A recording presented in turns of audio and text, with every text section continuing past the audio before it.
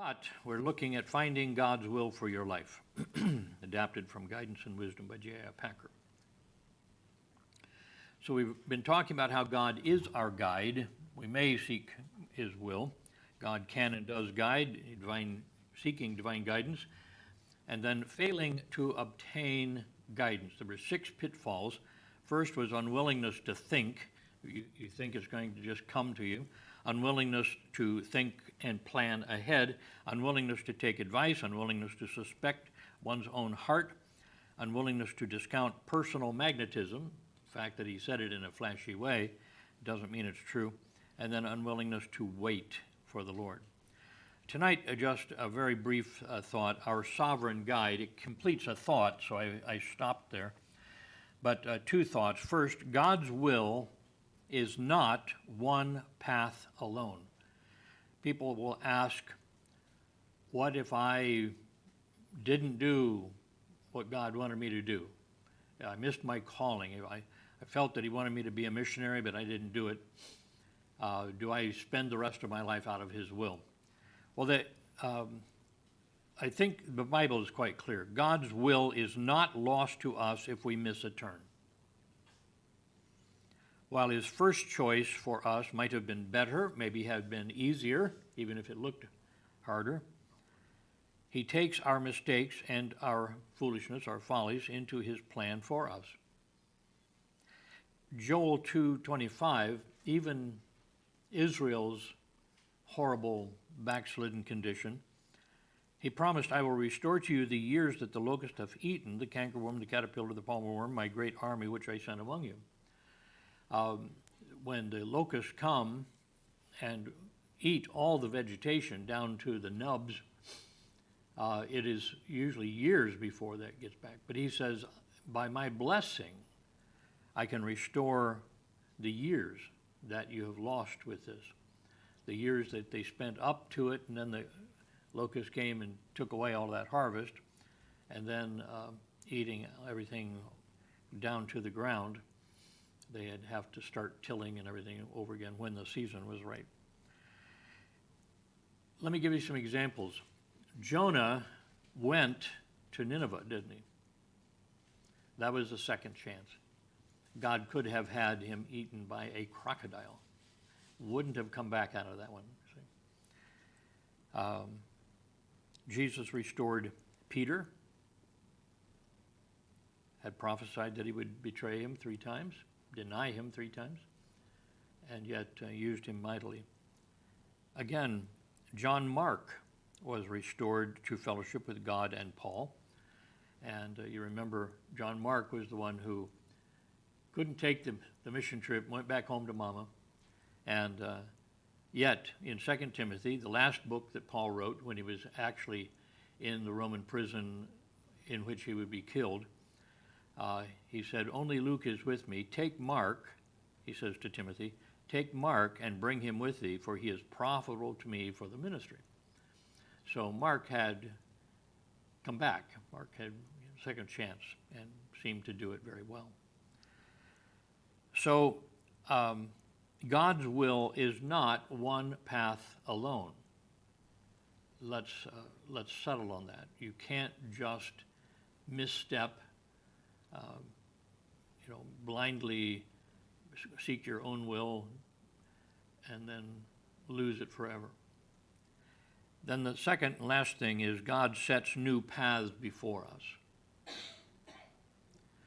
us. This is a larger way to look at all of this. Perhaps the new path is the one he intended all along. If you think of Joseph's dream of leadership, that suddenly by the wickedness of his brothers, he's sold into slavery in another country. There he seems to rise up, and then he's lied about by Potiphar's wife. He's sent to prison. This is about as far from leadership as you can get, except he was sort of made the leader of the prison. But it was from there he had direct contact, could gain contact with the Pharaoh. and the Pharaoh made him a leader, second only to him. And that was the path. Now this wasn't his fault, as far as we can tell. Nothing about Joseph seems to be his fault. He named his sons names that mean he was grieved, he was down, he was, so on, because he was cut off from his family. But besides being unhappy, it wasn't his fault. But God took him in this unusual path to fulfillment.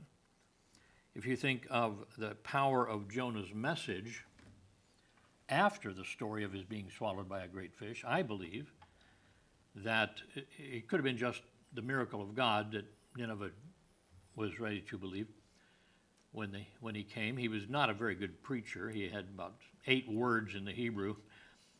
Yet 40 days, God's going to destroy this place. Good riddance. And that was it, But they just fell on their knees. They started tearing their clothes. They started praying out to Jehovah God.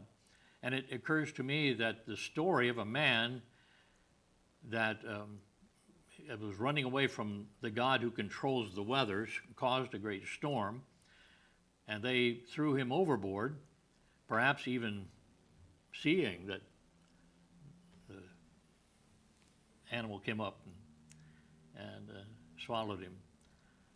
And then to find him back at Nineveh, this would be a pretty strange story. And it had to get out. He comes walking up to the house with stomach acid, eating clothes and stuff, and smelling pretty much like fish, I would think. Whatever else the whale had swallowed. He was stewing in that for 3 days. His wife comes to the door and says, okay, this is going to be a good one. But word went out. He was in the belly of this giant fish for 3 days. And God said, I have a job for you and you will do it. And he said, yeah, I think I will. By the time he gets there, or when he shows up, who is this guy? Sort of a scent of fish about him. And they say, he's the one. He's the one. The God who controls the weather. The God who controls life and death. So I think the fishermen telling the tales, superstitious fishermen, telling the tales, and this entire crew evidently got saved because they were, after they threw him over, they were sacrificing to Jehovah. And at the beginning of the trip, they didn't know who Jehovah was. So I think it might be the very power of his reclamation is what gave great emphasis to his message.